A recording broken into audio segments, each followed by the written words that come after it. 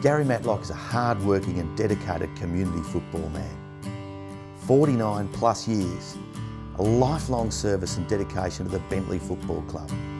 Some great successes along the way. Join us to meet the newest inductee to the SFNL Hall of Fame, Mr. Garry Matlock. Garry Matlock, thanks for giving us up some of your time tonight. Pleasure, Ian. You've been involved with Bentleigh Footy Club for a very, very long time. Yes, that's correct. But starting initially as a junior footballer? Yes, started in the with Bentleigh in the Bentleigh McKinnon Youth Centre and played under 13s and under 15 football, and that's where the competitive football finished for a while. My father had a small business in East Bentleigh opposite the Boundary Hotel. There was a servo there, and he said to me, look, there's a job going there Saturday mornings from 7 o'clock in the morning till 1:30, and you were doing that. So 5 shillings an hour, which equates to 50 cents. Yeah. And I didn't play competitive football apart from at high school. And then when I went to Teachers College, I played in the college football team. Not the first year, there were too many good league footballers playing in that comp at that stage. Mm-hmm. Brian Quirk and Adrian Gallagher and you name Peter McKenna. And and then played the college football, and once I came out of that, started competitive football in 1968 with Bentleigh Methodists as they were. I'd actually signed with Hyatt YCW, had a couple of friends there, and I did some training there, and a couple of mates said there's a pie night going on up at this Bentleigh club, and I thought, well, that sounds terrific, pie and a beer or something like that. And when I got there, I found out it was a Methodist club. But look, the reason I went there is the reason a lot of people play football or play sports. You play with your mates, you play with your friends, and I've basically been there. Yes, I've been there ever since. Yeah, long association from 1968. It's a very, very long time. And in the year you turned 21, you started playing a lot of other guys in the team, finished part of a premiership side in your first year, is that right? Very first year. Unbelievable. We played Mont Albert in the second semi-final, got beaten by 5 goals. I was a half-forward flanker. And the captain coach, ex-Northcote and Carlton footballer, bloke by the name of Jeff Mason. Lovely man, but had white line fever and always got sent off by the umpires. And the centre-half forward for Mont Albert was the competition best and fairest winner. And next week in the prelim I played centre-half back, because I'd done that a few times during the year. And I got to play on this bloke in the grand final, which I wasn't looking forward to, because he was a smaller type player and they tend to run around, and being large in those days. But we turned the results, and our full forward Bruce Aiken kicked 11 goals from full forward, and centre-half forward kicked 7, so it didn't get down my end too much, thankfully. And we won by 16 goals. Yeah. And first year, and I thought to myself, how good's this, how easy is that? Bentleigh never won a senior premiership again until 1990. A long time. We're going to get to 1990 a little later on, but for you, 283 games for Bentleigh, 315 goals. Yes. Quite tall for a half-forward flanker at a premiership side. How would you describe yourself as a footballer? To quote the legend Jack Dyer, I was a good ordinary footballer. I suppose I was a coach's player because I did what I was told. Mm-hmm. No, I did my job. Most of my senior career was as a centre-half back. I played in 2 grand finals at centre-half back, one winning, one losing, another final series at centre-half back. I played my first A-grade game with Bentleigh at full forward, but we won't talk about that. I was in the seconds the next week. Okay. I note with interest too that you've, at the age of 50, made a bit of a comeback for Bentleigh on a certain occasion against Mount Waverley. Yes, well, we were a little bit short, which happened in the middle years of Southern. We had a pretty good senior side, competitive, and struggling for numbers a little bit. And I'd been doing a bit of running, and I thought to myself, my whole career had been in the ESCFA, and had to get one Southern game up. And well, if they were doing the stats like they did today, it would have read 0, 0, 0. Plenty of zeros. The head was saying do this, but the body wouldn't do that.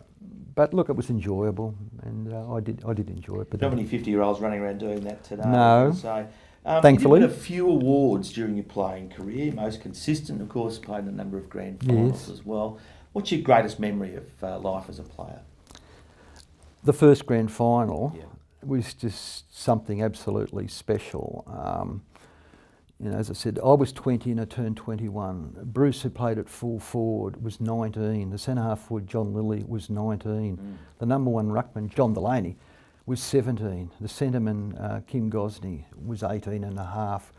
A lot of us had been to school and knew, all young. And then there was the other end of the scale, the older set. So this group of really young people had a ball, and winning a grand final was something special. I'm a South Melbourne supporter, so we'd never won anything. So that was something that was special. Pretty thrilling stuff. But the 2013 Southern Football League was, Southern Football League, wasn't the Netball League there. That was extra special. With Division 2, just a Division couple of years 2, All right. We'll probably talk about your role as an administrator at Bentleigh Footy Club as well, because I think that's key to. It's a key element of the entire history of the thing. But you've got a background, I think, as a school principal. Yeah, 14 years I was a school principal, and probably another 5 as a deputy principal, vice principal. So what sort of skills do you bring from that into the role of president? Where are the similarities? Yeah, well, in later life, I started teaching in 1969, and it was a different type of teaching than it is now, and principals were different in those days too. Now you become more of an administrator. You have to learn a skill set. Interpersonal skills were really important, planning really important, especially forward planning and strategic planning. So when I was first president at Bentleigh, and that was in 1980, and I was 32 and I was still playing in the seniors, I'm not saying it was easy, but it was nowhere near as complex as when I became president the second time. And so, we introduced role descriptions for everyone in the club, for the coaching panels and every committee one, so everyone knew what everyone was doing. Sure. And program budgeting, in other words, instead of just developing a budget, we'd have a budget for junior liaison, a budget for this and so on, which involved groups getting together, having meetings and planning and all that type of stuff. So you weren't just spending money, you had to have a reason to spend the money, and then you evaluated once you'd down the track the year had gone, so you knew, okay, this worked, this didn't work, and so on. So strict commercial principles are coming out of your commercial life, your work life, that you applied at a football club that saw a great deal of success. So I noticed that you've dropped in and out of the president's role a couple of times. Yes. What brings you back to it every time? Well, the last time, about 2007, going and watching a few games. I hadn't had a great involvement in the club, mainly watching. I didn't have any official position apart from the odd bits and pieces, and the club was in a bit of trouble in the amateurs, financial trouble, infighting and all of that type of stuff. And they had a meeting, a sort of a public meeting, get all the old past players back and wanting to get behind the president, who was a new president, and there was another ticket wanting to get up and get rid of the under-19s and things like that, which I believe was fatal. So I went along, and I was one of the ones that put their hand up to help out. And when it came to the annual meeting, I think I was the only one that turned up, and I became the secretary first year back. And at the end of that year, the new president, as he was, just work commitments, and Paul DiMattina, Coffee Paul, as distinct from Restaurant Paul, the coach, spoke to me, and I had the time, retired, and I got back involved with a mission. The club was a lot of money still in debt from its days in Southern. There were things wrong that needed to be fixed, and I believed I had the skills to attract a few people to be involved. And I knew from day one, because we played a practice match against Black Rock, still in the MS. This bloke who came up to me, I didn't know his name, but his name was Dave Andrews. He introduced himself from Southern Football League. All the other guys that were around me on the committee just went like that. Why did you guys leave? Are you ever going to come back? And from that day, I was determined that the club had to get back to Southern Football League to survive. It was where it belonged, and I worked hard to make sure that happened. Yeah, good. It's a decision I will never regret. Oh, look, my experiences with Garry go back for the best part of 30 years. He's an amazing person. He's a great administrator. He's incredibly diligent, and He's so loyal to his football club and to his family and friends, and what he's given over the journey has been absolutely immense. His service to our club and to the community football, and not just football, he's been involved with all his daughter's netball teams, principal of a primary school for many, many years. Garry has been one of the great community servants of our time, and we're very, very, very, very lucky at the Bentleigh Football Club to have had Garry involved for that period.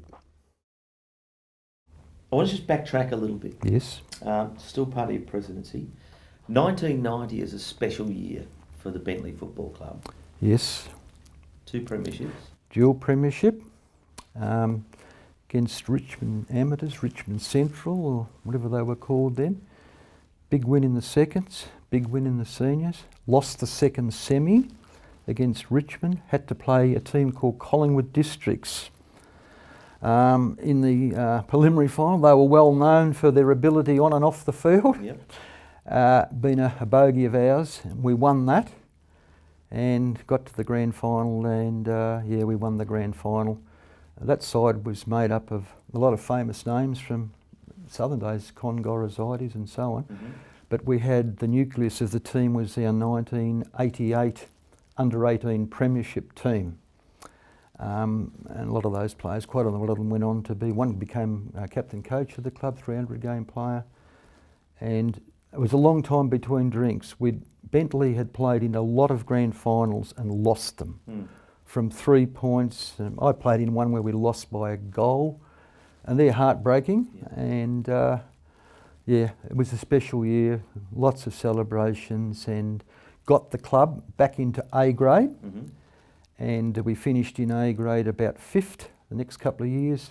St Paul's, I think, were about one ahead of us, and we were both drafted in the merger, and we were right behind the merger. Mm-hmm. We'd actually, well, some of us actually spoken This to is the merger of the 2 leagues, yeah. SFL or Mm-hmm. what they're called, and the churches. Mm-hmm. And we were right behind that, and we got put in the Premier Division. Which was a bit of a shock, because I'd been to the grand final the year before and seen Noble place out in Melbourne Districts or someone. I thought, oh my God, we're never going to be able to compete against that. Right. But we did. But you did, yeah. We did. Okay, very good. So that's the great memory. So let's move forward a little bit to more recent times. You touched on it before, the premiership upon your return to the Southern Football Yes. League. A few years back now, Division 2 premiership saw you promoted to Division 1. Yes. Special day. Oh, fantastic day. And a close game for it. Great game. Believe it or not, I watched the DVD of it yesterday. Did you? Just as a refresher, and just looking to see for some picks and stuff like that. There was only a minute or 2 to go, and the scores were Yes. level. Yeah, that's right. A centre bounce, the ball could have gone either way. Mm. And we got a goal. James Robertson, the old man of the team, kicked a goal, and Scott Laurie flashed out of the centre. We won the game. It was just unbelievable. A great feeling, because we always wanted to try and get back into First Division. Mm-hmm. And that's no disrespect to Second Division. There's some great sides in Second Division. In fact, we nearly got there our first year back. We played Highton in the grand final. And luckily we lost that. Even though if we had have won, we What would do you have... say, luckily? We weren't ready. Yeah. Administratively, off the field's just as important as on the field. We had a bit of luck in the final series. Springvale were a great side that year. They lost both their finals. Mm. We went a bit off centre in one of their games, which cost them a few 50 metres. Mm. We really weren't ready, but given the Caulfield scenario of a few years ago, when the opportunity comes, you've got to take it. Yeah, you may never get the time. My wife said to me, you know, what happens if you win? Because Southern had said to us, look, you know, if you happen to be successful, you don't have to go up, or we'll help you out. My wife said, you may never, would you like to be the president that got up and said to the players, we're not going up? No way, no. But we didn't win, and Hyatt deserved their win, but look what happened to them the next year. They weren't ready either. It's a big jump into First Division. It sure is. It's perhaps that that gap has narrowed somewhat in recent years. Well, Morty showed that. Yeah, and Bentleigh, of course, right now very successful in the Premier Division, quite high up on the ladder, and this season promises to be a good one. His greatest legacy is that he's left the Bentleigh Football Club in a terrific position. When you consider that he was first there in the late 60s, and nearly 50 years later he's still contributing. Your role as president ended in 2015. So what are you doing this year? Do you still get down and watch them play? Yes. I've got a few roles. I wasn't supposed to have many really, but I'm the compliance officer of the football club. In other words, what does that mean? It means I apply for the grant, I apply for the licences, the good sport, all of those things, Yep. because I used to do that as president and to help Dimmer out. Dimmer's very entrepreneurial, but his bookwork is, well, we won't even talk about his bookwork. So I've got that role, Sure. and I can do that away from the club. We've got a coterie group called the Dragon Club, and it's just not a fundraising group. It helps out with charities and all sorts of things. And because Dimmer became president of the club and he was chairperson of that, Brett Marshall stepped up and I'm the secretary of that. And a role that I suggested to the club is that I'm the Bentleigh Football Community Ambassador. And that involves liaising with the league, liaising with the council, Auskick, Bentleigh Juniors, the local schools. My daughter, one of my daughters, my eldest daughter, is the girls Auskick coach. I go to Auskick every week. We've got a number of players that go down there. I go to the juniors meetings. As an ex-school teacher and football coach and all of that, I love junior sport and I really enjoy that. And one of the reasons Bentleigh's successful at the moment is, I would say at least 2/3 of the players in our club, if not more, are ex-under-19s. And many of those are ex-Bentleigh juniors. The captain, Scotty Laurie, is an ex-Oz kicker all the way through the juniors. All the way. It's the only way to go. We've decided that we must grow from within. There are clubs who don't need to be named that have chosen the other path, and that works short term, but you only have to look at the divisions 1 and 2 now, and it hasn't worked long term. Long-term sustainability. And I Long-term guess sustainability. You're a man that's been around with the Bentleigh Footy Club for 49 years, so if anybody can talk about long-term sustainability as you... I grew up in the area. I grew up in Moorabbin. So Yeah, local man. local, yep. Yeah. So, I guess when you've done all that, what is there to do next? What is there to do next? What drives you now to go forward? There's all these little jobs in the football club. Is there... I have something 3 at home? grandchildren. Do you want to travel, being a grandfather? Yeah, 3 grandchildren. 2 of them started at Auskick, 1 girl, 1 boy, and that's fantastic. Grandchildren are incredible. Of course, you can give them back. It's an old saying. And I've been doing a little bit of travel, but look, I'll still be around Bentleigh in some capacity or other. I think being around young people keeps you young. I'll have some form of commitment to something apart from my family, because my wife is so supportive. She's a life member, the only female life member. Bentleigh, ran the canteen, secretary, treasurer, you name it. You strike me as that sort of person. You need to have something like that in your life, and a good citizen, it's a good lesson. Anyone that's given 49 years service to their club and to football and to local community, I think speaks volumes for itself. And what he's done for our club in particular has been absolutely outstanding, and he's taken us to another level. Well, the Hall of Fame looks at many things, one of which is longevity. He's displayed that, but probably more important, it's the quality of his contribution to not only Bentleigh, but also football in general. He is a person who is very level-headed and always looks at the bigger picture. And just wanted to say congratulations Thank you on very the much. nomination to the Hall of Fame. Well deserved. 49 years contribution, 49 years plus really to the Bentleigh and the surrounding areas for junior football and senior football. It's an absolute credit to you. Congratulations and thanks for your time. Thank you very much, Dean. Ian, I called you Dean there for a moment. Much appreciated. Look, just to finish finally, there's some tremendous people in the Southern Football Netball League. Belonging to a sporting club, I've made lifelong friends. And we've only been back in Southern a few years, but I've never met Stephen Barnes before Southern, but I now count him as a great friend. And a lot. They've just been so welcoming. It's a great camaraderie within the clubs and with this organisation. So I'm privileged to be part of it, and I'm just privileged to be nominated to be Hall of Fame for that. Well, I'm very pleased you spent some time with us tonight. Thank you, Ian. Congratulations, well done. We'll see you in the footy. Okay, thank you.